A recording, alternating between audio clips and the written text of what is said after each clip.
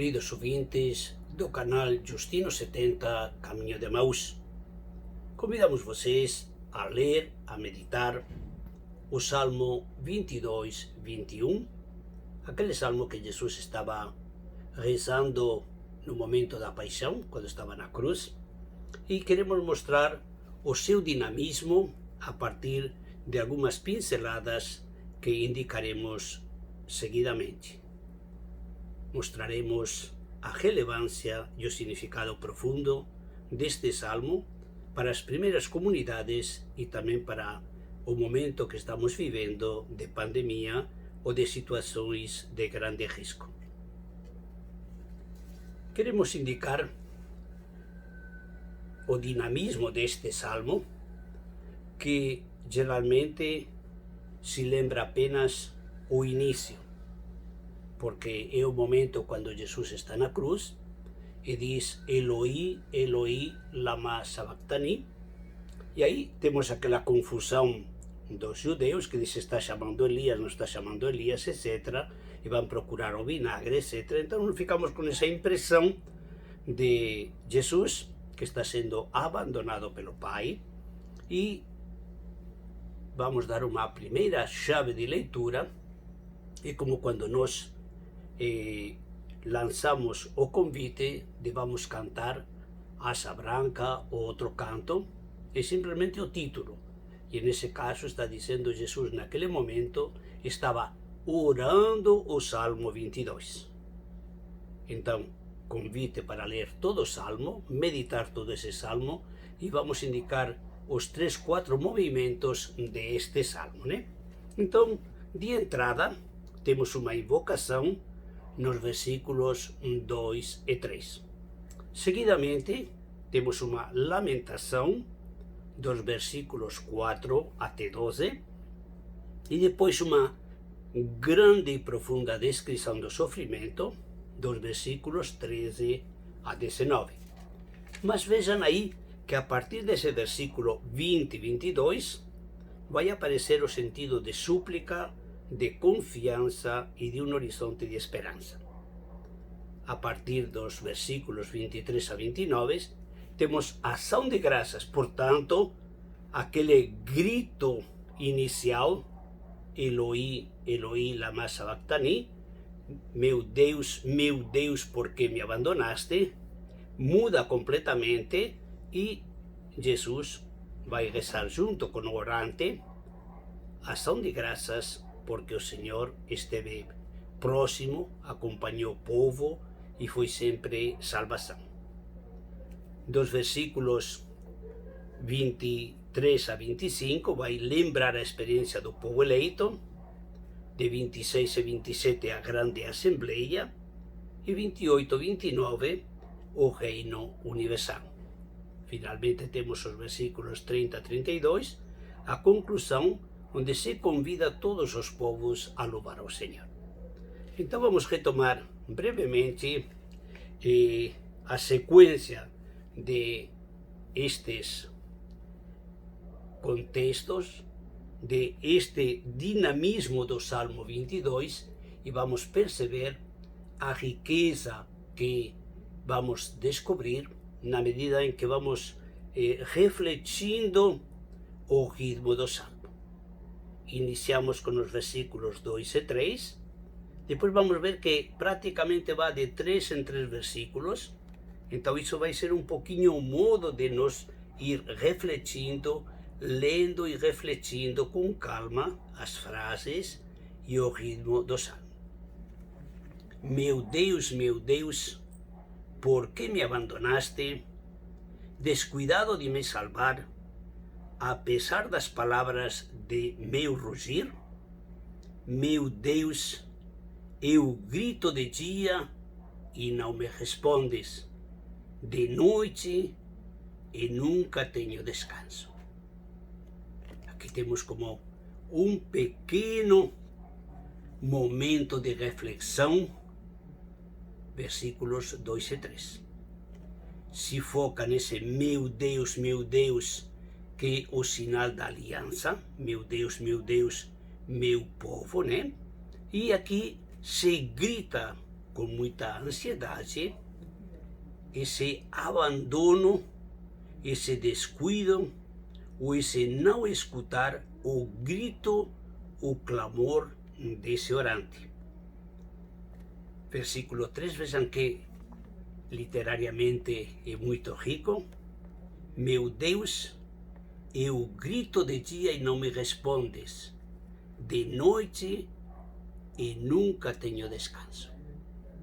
Vou esclarecer um pouquinho isso quando aparece um advérbio de tempo, por exemplo, de dia, de noite. Vejam aí esse contraste bonito e ao mesmo tempo a profundidade dessa expressão.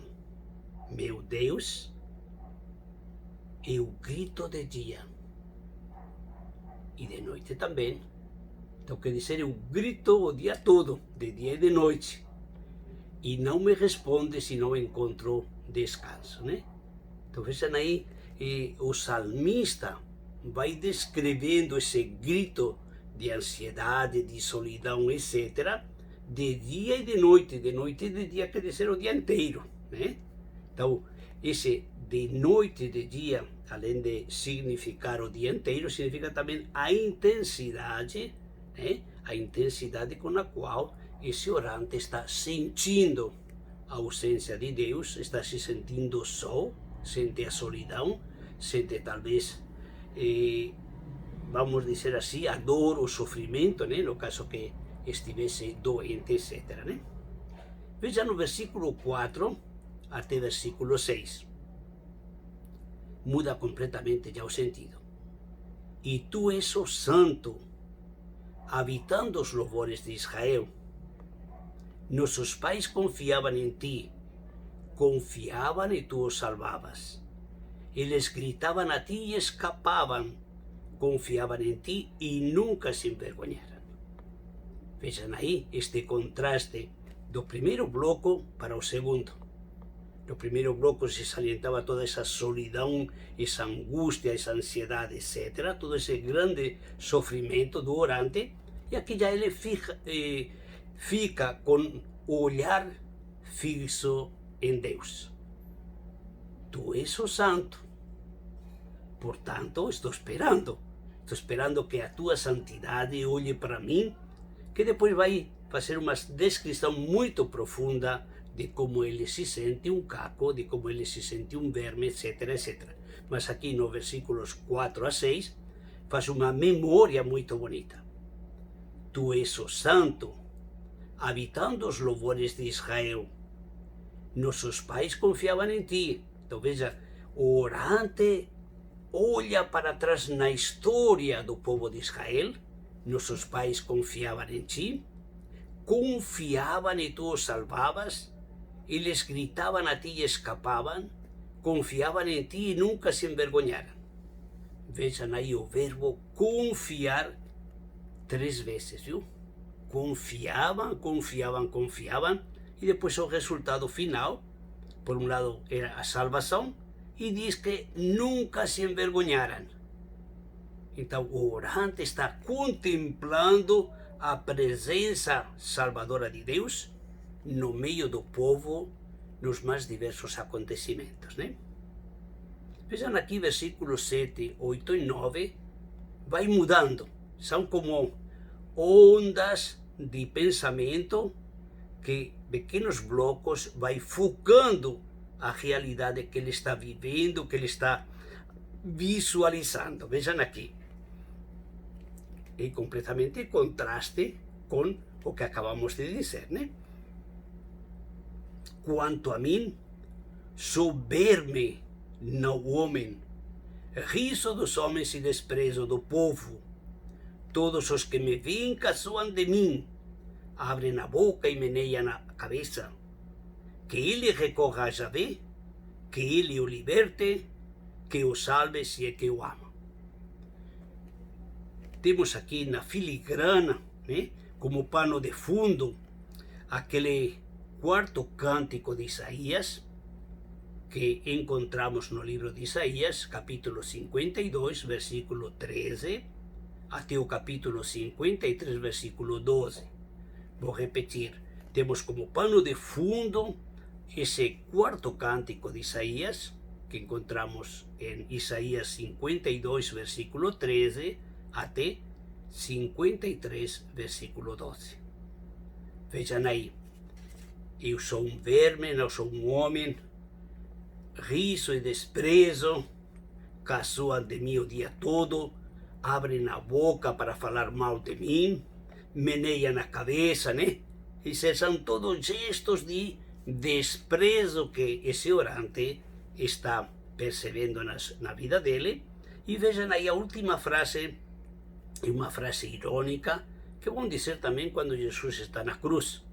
Vejam aí, que ele recorra a Javé, que ele o liberte, que o salve se é que o ama. Vejam aí, quando Jesus está na cruz, vão exatamente a repetir, de modo irônico, essa frase.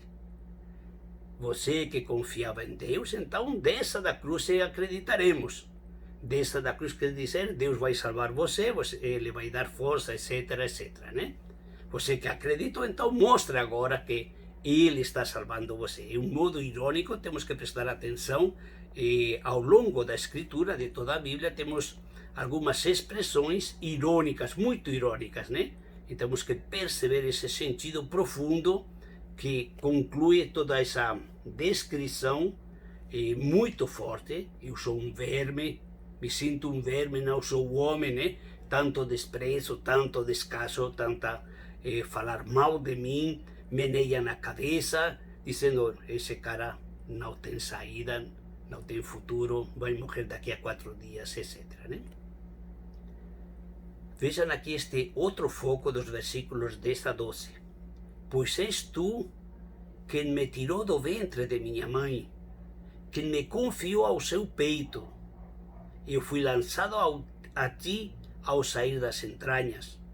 Tu és o meu Deus, tu és o meu Deus desde o ventre materno.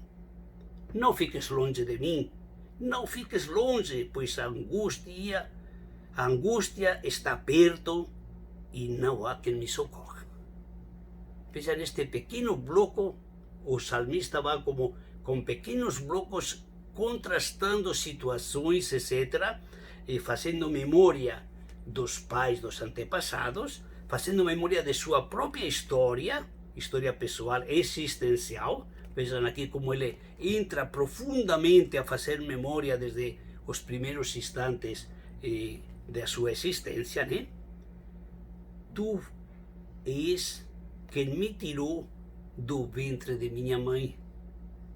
Então, Javé está presente no momento do nascimento desse orante, quem me confiou a seu peito. Vejam que coisa linda, né?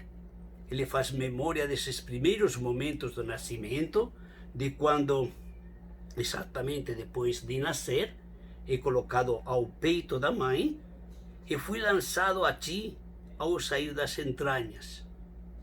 Quer dizer, Deus está presente nesses primeiros momentos, quando a vida é mais ameaçada. Sabemos que o nascimento é um momento, por alguns elementos, traumático ou quase traumático em algumas situações, né? Esse nascer, né? Tu és o meu Deus desde o ventre materno. Vejam aí, o orante recorda esses primeiros instantes da vida dele e está sentindo a presença de Deus em todos esses momentos mais ou menos difíceis, etc, né? Invoca, não fiques longe de mim. Não fiques longe de mim, pois a angústia está perto e não há quem me socorra. Ele faz memória dessa solidão, mas vejam que já tem uma perspectiva diferente. Na medida em que vai avançando o salmo, vai colocando toda uma série de elementos de modo positivo, né? Cercam-me touros numerosos, touros fortes de Bazã me rodeiam, escancaram sua boca contra mim, como leão que dilacera e ruge. Eu me derramo como água e meus ossos todos se desconjuntam. Meu coração está como a cera derretendo-se dentro de mim. Seco está meu paladar, como caco, e minha língua colada ao maxilar, tu me colocas na poeira da morte. Vejam aqui este bloco do versículo 13 a 17, é um dos momentos mais fortes do salmista, onde ele apresenta as dificuldades existenciais, sociais ou talvez familiares que ele está vivendo, a comunidade onde ele está vivendo. Cercan-me touros numerosos, touros fortes de Basán me rodeiam, escancaram sua boca contra mim como leão que dilacera e ruge. Touros bravos, famosos como aqueles de Basán, nós diríamos outros touros aí famosos, né? Mas escancaram sua boca como leão. Então, touros bravos, leão que ruge, situação difícil, ele se sente como água que se derrama, como os ossos se desconjuntando e o coração se está derretendo como cera, seu paladar está seco como caco, a língua colada ao maxilar, e me colocas na poeira da morte. Temos aí uma descrição muito detalhada dessas situações que o orante está vivendo. Temos uma série de metáforas, de símbolos que devemos contemplar, frase por frase ou versículo por versículo, né? Aí descobrimos todo esse linguajar simbólico. Não tem nada a ver com touros, não tem nada a ver com leões, etc, etc. Está falando da situação existencial que ele está vivendo.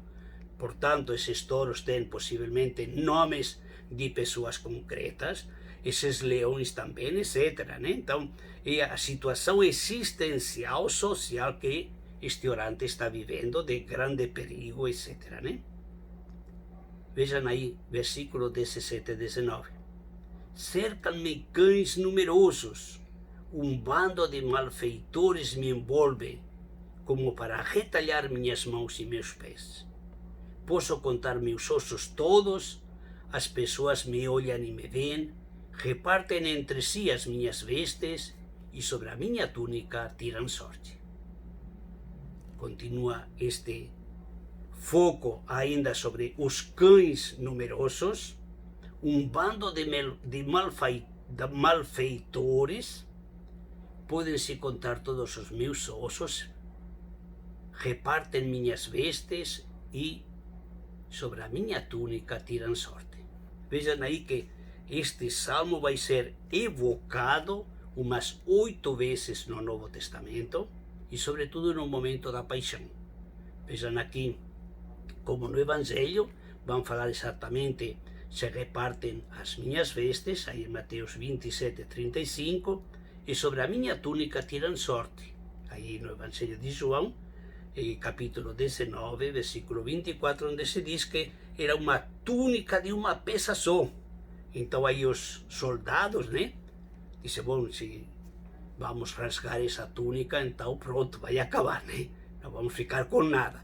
E então aí diz, cumprindo-se aquela palavra, aquela profecia, de não rasgar a túnica dele, então uma peça única, né? Todo um simbolismo profundo que o evangelista João vai oferecer para nós, né? Vamos ver aqui, a partir do versículo 20 para o final, muda completamente o salmo.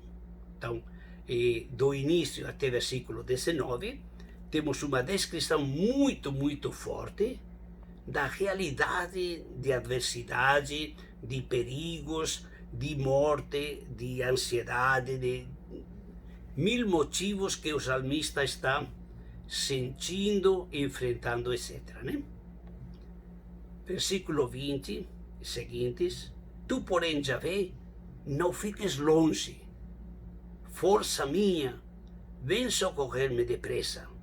Salva minha vida da espada, minha pessoa da pata do cão. Salva-me da goela do leão, dos chifres do búfalo, minha pobre vida. Ainda aqui temos outros símbolos, né? Outras metáforas, a espada, a pata do cão, a goela do leão, os chifres do búfalo. Então vejam aí, todas essas são imagens que refletem toda essa adversidade que o orante está enfrentando na vida dele.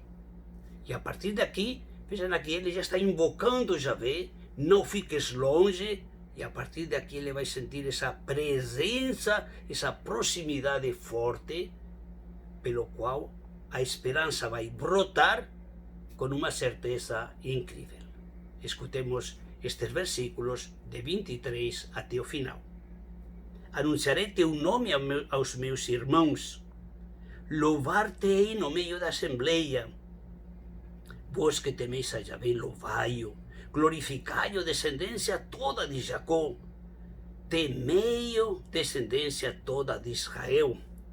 Sim, pois ele não desprezou, não desdenhou a pobreza do pobre, nem lhe ocultou sua face, mas ouviu quando a ele gritou. Então vejam aqui já o salmista, o orante, né? Já disse, anunciarei teu nome aos meus irmãos. Aí vai ser lembrado também na carta aos Hebreus, capítulo 2, versículo 12, né? E está lembrando aquele refrão também do Salmo 40, versículo 10, né? Vós que temeis a Javé, louvai-o, glorificai-o, descendência de Jacó, temei-o, descendência toda de Israel. Viu? Aqui já muda completamente o visual. O orante já não está olhando para aquela realidade profunda, sofrida, mas está olhando para um testemunho que ele está dando a partir daquela experiência forte de ser como um verme, de ser um caco. Diz, não, louvai ao Senhor, anunciai e glorificai, né? De ti vem meu louvor na grande assembleia. Cumprirei meus votos frente àqueles que o temem. Os pobres comerão e ficarão saciados. Louvarão a Javé aqueles que o buscam. Que vosso coração viva para sempre. Então vejam, ele teve esse momento em que fez lembrança da realidade profunda de sofrimento. Fez também outro momento de lembrança de nossos pais e como Javé estava perto, Javé os libertava, etc. De ti vem meu louvor na grande assembleia.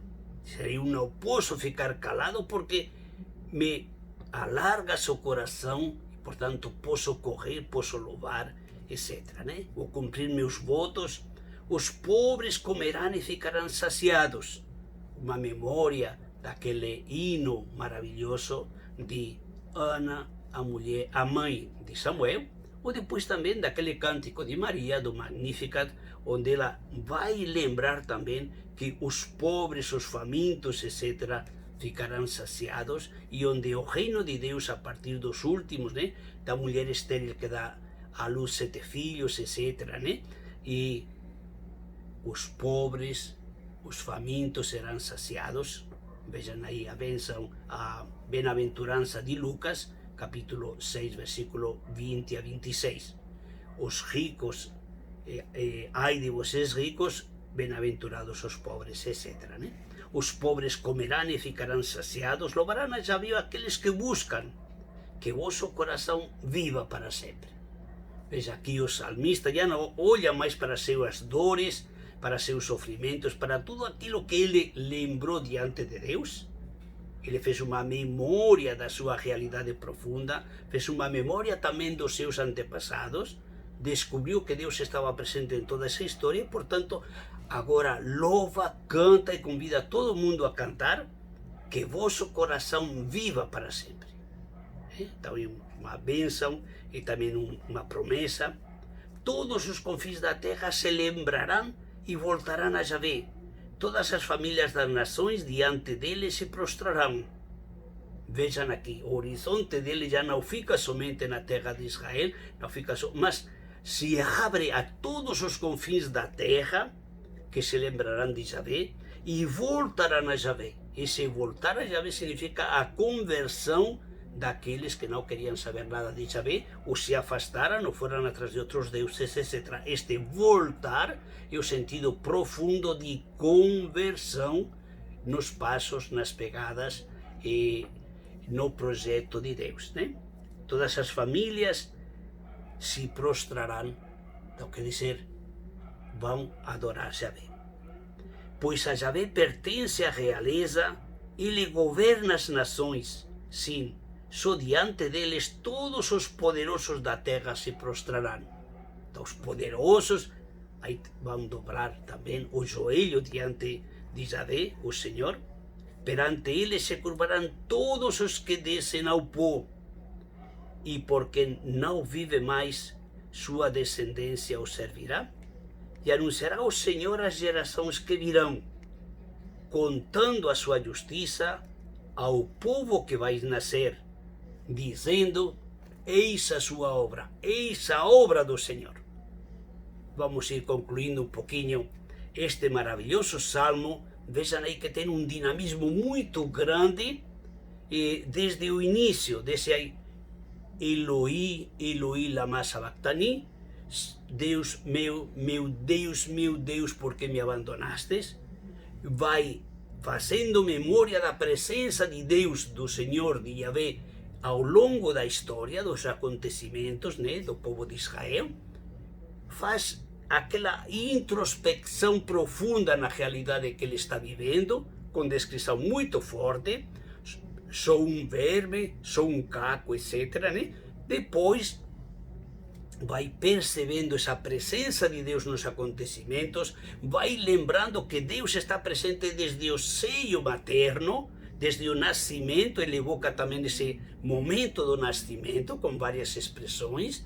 Ele está aí presente, e nossos pais confiaram em ti, confiavam e nunca se envergonharam. Portanto, a partir daí, ele vai começar a louvar a Deus. Vou anunciar a todas as nações as maravilhas de Deus, e todos os povos, todas as nações vão reconhecer que Yahvé é o Senhor. E vão reconhecer e vão dizer para a geração futura: eis a obra do Senhor.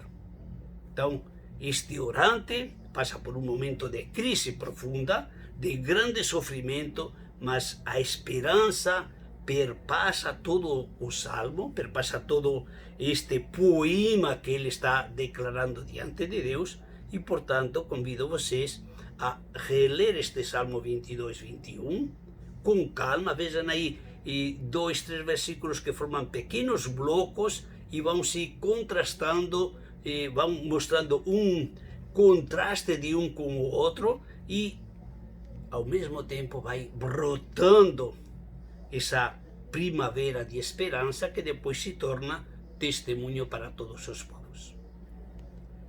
Concluímos assim este momento de reflexão sobre o Salmo 22, 21, e convidamos você a visitar o nosso canal Justino 70 Caminho de Emaús, a compartilhar com amigos, familiares, com catequistas, agentes de pastoral, padres religiosos, etc., estes vídeos que estamos postando, e também convidar a se inscrever para que nós possamos ter também um acesso direto ao nosso canal de YouTube Justino 70 Caminho de Emaús.